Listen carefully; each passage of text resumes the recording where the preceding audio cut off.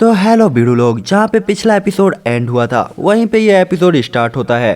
तो चलो देखते हैं इस एपिसोड में क्या होने वाला है। तो हम देखते हैं यांग काई को, जो यहाँ पे लिंगजू सिटी में घूम रहा होता है।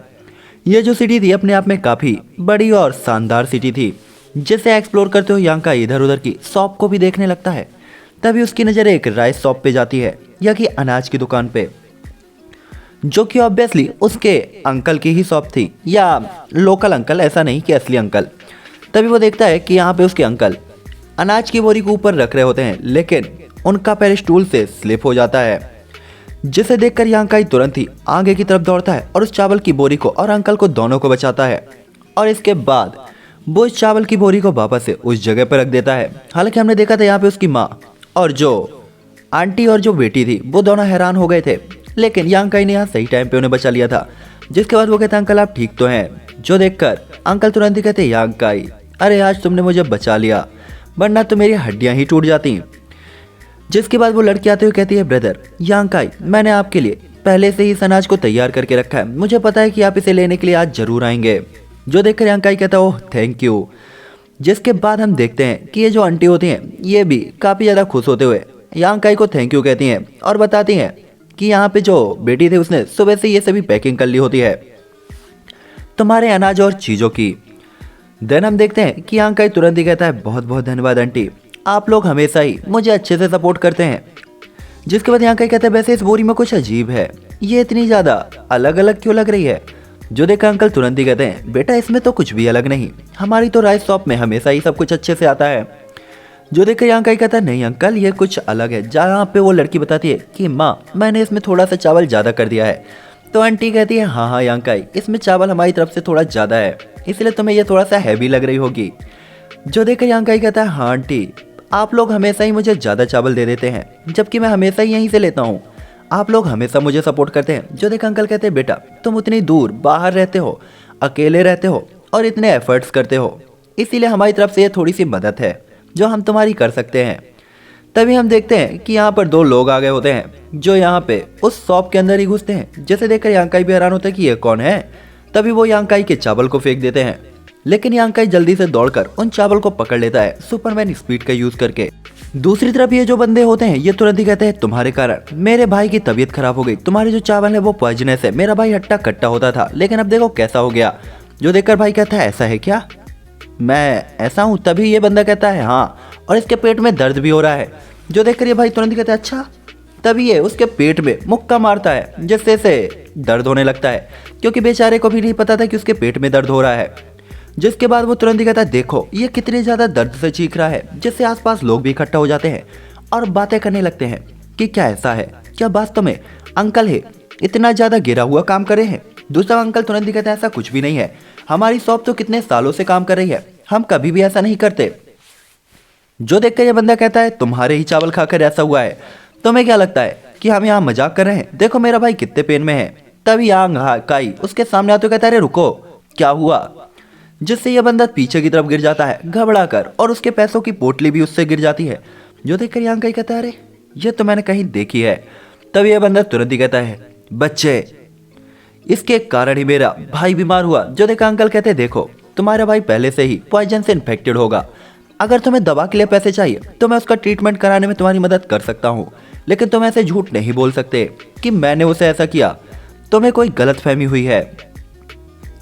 जो देखकर यह बंदा तुरंत ही कहता है तुम्हें क्या लगता है कि हम यहाँ पैसों की लालच में आए हुए हैं, हमारे पास इतना भी बेकार काम नहीं या इतना भी बेकार टाइम नहीं है कि हम इतना ज़्यादा गिरा हुआ काम करेंगे, ये तुम्हारे चावल के कारण ही है। लेकिन अंकल बार बार कहते हैं ऐसा हो ही नहीं सकता, मैं आपसे माफ़ी मांगता हूँ, आपको कोई गलत फहमी हुई होगी। लेकिन तब ये दोनों बंदे आगे आते हुए कहते हैं अब हम तुम्हें नहीं छोड़ेंगे, ये तुम्हारे कारण ही है, हम दोनों भाई काफ़ी खुशी से रहते थे, लेकिन तुम्हारे पॉइजनस चावल खाकर मेरा भाई ऐसा हो गया, सुकुट्टी सा पतला पतला। दूसरा कायांग तो यही सोच रहा होता है कि ये साला पर्स मैंने कहीं देखा है, ये पर्स है किसका। तभी हम देखते हैं यहाँ पे कल वाला बंदा आता है जूमी, जो पावर में तो सीनियर है लेकिन कायांग का जूनियर है। ये तुरंत देखा था ओए यहाँ क्या चल रहा है। जो देखकर ये मोटू पतलू तुरंत ही कहते ओए यहाँ से चले जाओ और हमारे मामले में दखलंदाजी मत करो। जो देखकर ये बंदा तुरंत ही कहता ओए मामला अब मेरा है, क्योंकि इसे अंकल है कि लौंडिया से जो प्यार होता है। लेकिन क्योंकि उस लड़की को इम्प्रेस करना है तो ये बंदा इसीलिए आया था। दूसरा कायांग को भी याद आता है कि ओए इसी का तो वो पर्स था और इसी के पर्स को तो मैंने कल देखा था। मतलब मामला तो क्लियर है कि यह बंदा कहीं ना कहीं इनसे मिला हुआ होगा या कुछ ना सोच दाल में काला है। हालांकि कायांग ये सोच ही रहा होता है कि तभी हम देखते हैं सीन इसी शॉप में इस बंदे के ऊपर आता है जो तुरंत ही कहता है तुम लोग यहाँ से चले जाओ, यहाँ पे तुम शॉप में कैसे प्रॉब्लम क्रिएट कर रहे हो और लोगों को परेशान कर रहे हो। जो देखकर ये बंदे जो होते हैं दोनों वो तुरंत ही कहते हैं आप कैसी बात कर रहे हैं, एक तो इसने हमें लूटा, हमारे भाई की तबीयत खराब हो गई इसके वजह से चावल खाकर और आप हमें ही डांट रहे हैं। अरे थोड़ा तो लिहाज करो, ये ऐसे खुलेआम हमें लूट रहा है और तुम खुलेआम हमें डरा रहे हो। देखो मेरा भाई कितना बीमार है। दूसरा वो भाई खांसने की पूरी एक्टिंग कर रहा होता है जिसके तो मैं पूरे पैसे दूंगा। तभी ये जो बंदा होता है कहता है कि अगर तुम्हारे भाई की इतनी ही तबीयत खराब है तो तुम उसे डॉक्टर के पास क्यों नहीं ले जाते। और ऐसा कह के वो एक अटैक करता है लेकिन ये भाई उसके अटैक को रोक लेता है। जो देखकर यूमी तुरंत कहता है अगर इसकी तबीयत खराब है, ये पॉइजन से इन्फेक्टेड है तो ये मेरे अटैक को इतनी ज्यादा पावर के साथ कैसे रोकने में कैपेबल है, ये तो बहुत ही स्ट्रॉन्ग लगता है। और ऐसा कहने के बाद यूमी एक बार फिर से पावरफुल पावर का यूज करते हुए इसे जोर से हिट करता है जिससे बंदा उड़ता हुआ गिरा होता है। दूसरे यहाँ कई सोच रहा होता है कि आखिरकार माजरा क्या है, ये बंदा अचानक आकर इनकी मदद क्यों कर रहा है। हालांकि कुछ मामला तो क्लियर हो गया था लेकिन कायांग अभी यहाँ पे चुप ही रहता है कि चलो देखते हैं क्या हो रहा है। दूसरी एक लड़की तुरंत ही कहती मम्मी ये क्या हो रहा है, मुझे ये बिल्कुल पसंद नहीं, क्योंकि ये जो लौंडा था लड़की इसे बिल्कुल पसंद नहीं करती। लड़की को पता है कि उसे पसंद करता है इसीलिए लड़की और दूर भाग रही थी।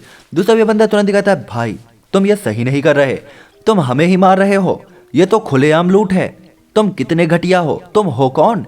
जो देखकर ये बंदा तुरंत कहता है मैं लिंग जाओ पवेलियन का डिसाइबल हूँ। जिस पे ये बंदा कहता है अरे सीनियर फिर हमें माफ करिएगा, हम वास्तव में नहीं जानते थे आप लिंग जाओ पवेलियन के डिसाइबल हैं, लेकिन इन लोगों ने हमें लूटा था। पर अगर आप चाहते हैं कि हम यहाँ से चले जाएं तो हम इस बात को आगे नहीं बढ़ाएंगे। लेकिन ये बंदा इतनी आसानी से कैसे जाने देगा, आखिरकार अगर मारेगा नहीं, फाइट नहीं करेगा तो लड़की इंप्रेस कैसे होगी।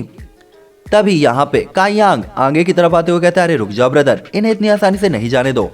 अगर ये आज यहाँ पे घुस सकते हैं तो ये दूसरों की शॉप में भी तो आ सकते हैं ना और उन्हें भी परेशान कर सकते हैं।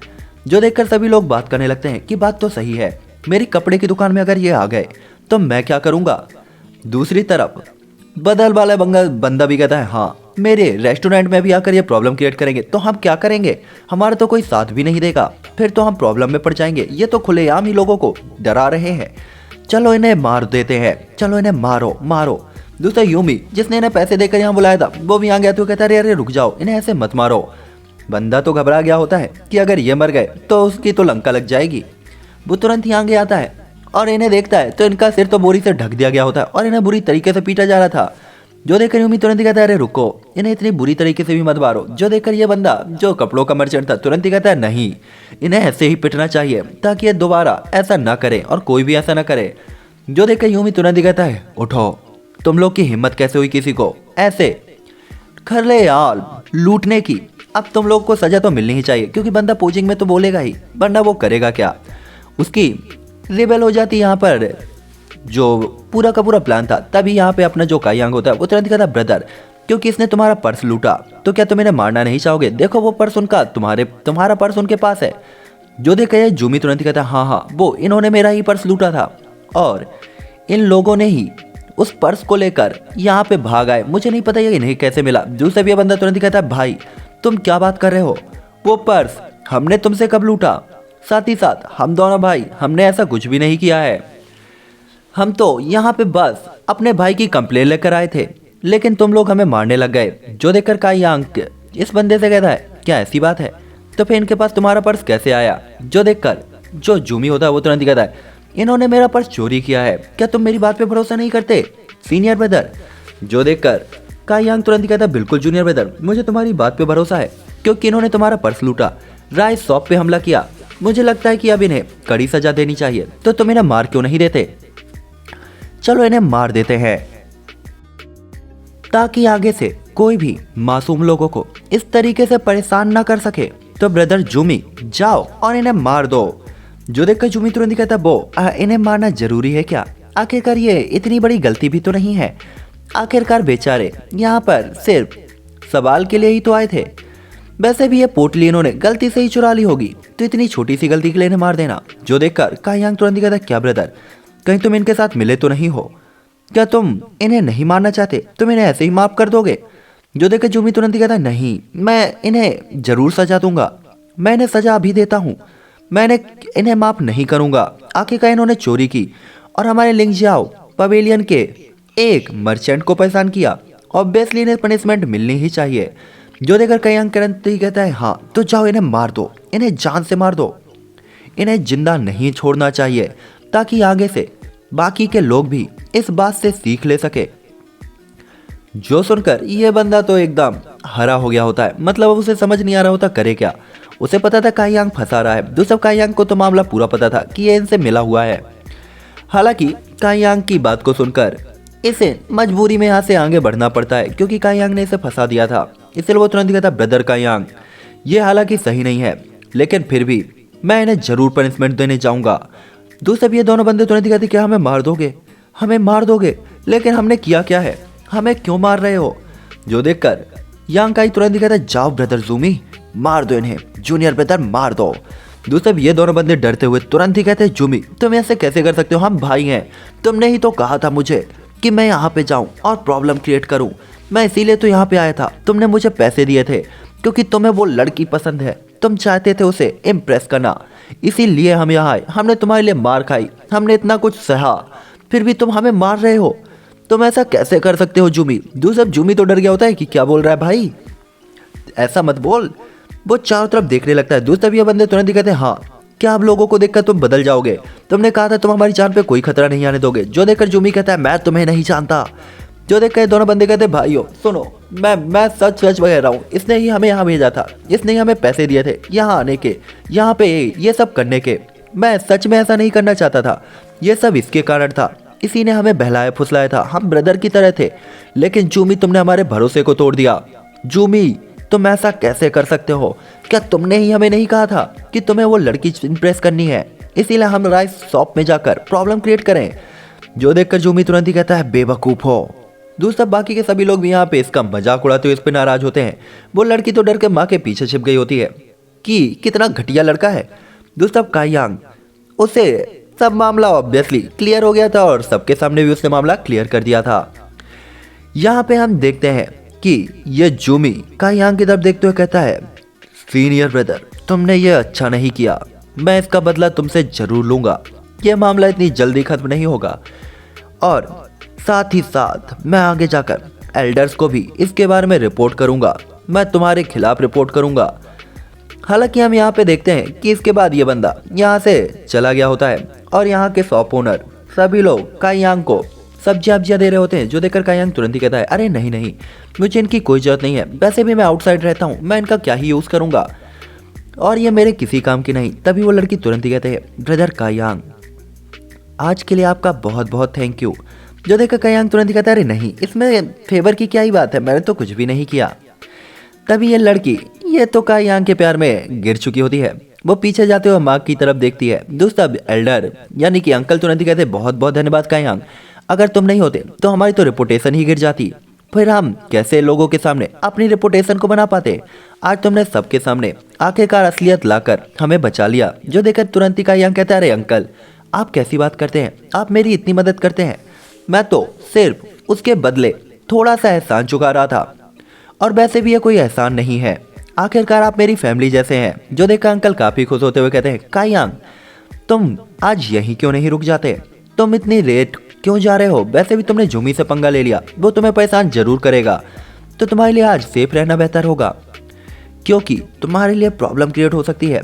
आखिरकार वो जूमी सेक्ट में जाकर इन्फॉर्म करेगा। जो देखकर कायांग तुरंत ही कहता है, सेक्ट के अपने रूल है, आप चिंता मत करिए। जो तभी ये लड़की माँ के कपड़ों को खींचती है और उससे कुछ कहती है। जो देखकर आंटी तुरंत ही कहती, कायांग आज तुम डिनर करके क्यों नहीं जाते, तुम आज यहीं रुक जाओ, आज डिनर करके जाना। दोस्त अब कायांग तुरंत ही कहता है, अरे नहीं नहीं आंटी, इसकी कोई जरूरत नहीं है। और इसके बाद वो लड़की को देख के समझ गया होता माजरा क्या है, तो वो तुरंत ही कहती है, आंटी वो मुझे कुछ जरूरी काम याद आ गया है, मुझे यहाँ से जल्द जल्द निकलना होगा, मुझे वहाँ पे जाना है, वो काम बहुत ज़रूरी है, इसीलिए मैं अभी के लिए आपको गुड बाय कहूँगा, मैं जल्दी ही आपसे दोबारा मिलूंगा, नेक्स्ट टाइम डिनर करके पक्का जाऊँगा। और इतना कहने के बाद कायांग यहाँ से भागने लगता है, लेकिन तभी कायांग को कुछ याद आता है और वो रुकता है और वो लड़की उसे सामने मिलती है, जो वो बोरा जो चावल का था उसे पकड़ाती है और यहाँ पे एम्बेरस होकर कायांग को देख रही होती है, जिसके वो चावल की बोरी लेकर यहाँ से तुरंत ही 9-2-11 हो जाता है और एपिसोड भी यहीं एंड हो जाता है। मिलेंगे नेक्स्ट एपिसोड।